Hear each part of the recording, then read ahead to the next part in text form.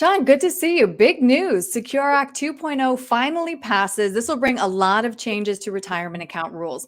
And we're breaking down the big takeaways, including some unique opportunities and some changes to tax planning.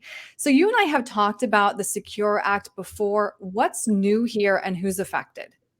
This is a wonderful piece of legislation. It's a carry on to the Secure Act of 2019.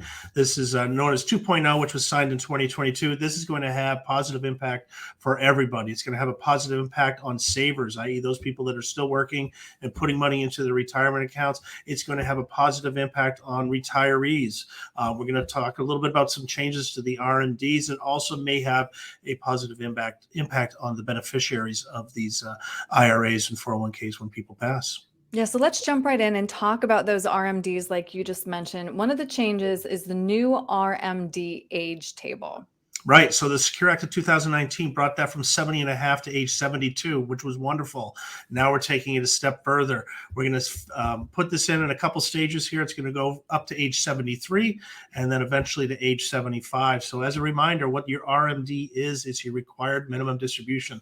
It's the age at which the IRS says you have to start taking money out of your qualified account. Your qualified account is an IRA, a 401k, a 403b, a 457, things such as that. You have to start taking your money out because Uncle Sam wants its taxes. And so that's when they tell you to start taking it out. When you take it out, you pay your tax. Mm-hmm. And the next one really interests me. Some interesting changes to 529 plans. This is really incredible. So 529 plans have been around for quite some time now. It's a way to save for education, typically college education.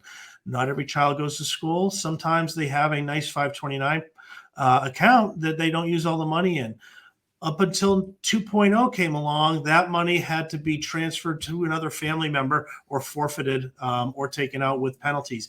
Now, this new provision is to take that 529 plan, any unused money, and you can move it into a Roth, which is incredible. So if your child, your grandson, your granddaughter doesn't use it all, now they can put it into a Roth in their own name, and they can really get a jump start on that retirement savings. Yeah, I've been putting that off, and now I feel like I don't have any more excuses, Sean. So thank you for letting me know about that.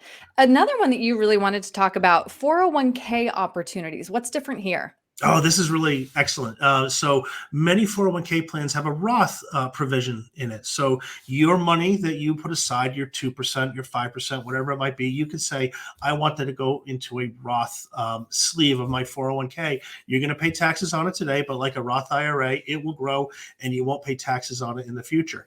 Up until now, any employer match had to be into a pre-tax sleeve, meaning when you take that money out in retirement, you're going to be paying taxes just like you do in your IRA.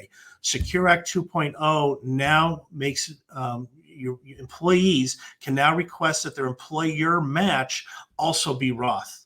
Now, this is fantastic. Now you're going to have post-tax money. You're going to have money that's going to grow tax-free during your career, and then you're going to take it out in retirement without paying taxes. But the other thing is, when you select this, you become immediately 100% vested. So any employer match that's into a Roth sleeve, you are 100% vested. You're going to pay taxes on it this year, but if you happen to leave your job early, that money is yours. That is so important too, especially now. I mean, with the Great Resignation and people not necessarily sticking around with their employer for that 5-year vested schedule, this is a Right. really big deal. So I guess the other question, which kind of dovetails into that, how do we incorporate any of these changes into our tax planning? So really the best way to tax plan for retirement is to utilize these Roth accounts. They are just so powerful. As a refresher, when you put your money into a Roth, you put it in after you pay taxes, and taxes right now are at very, very low rates.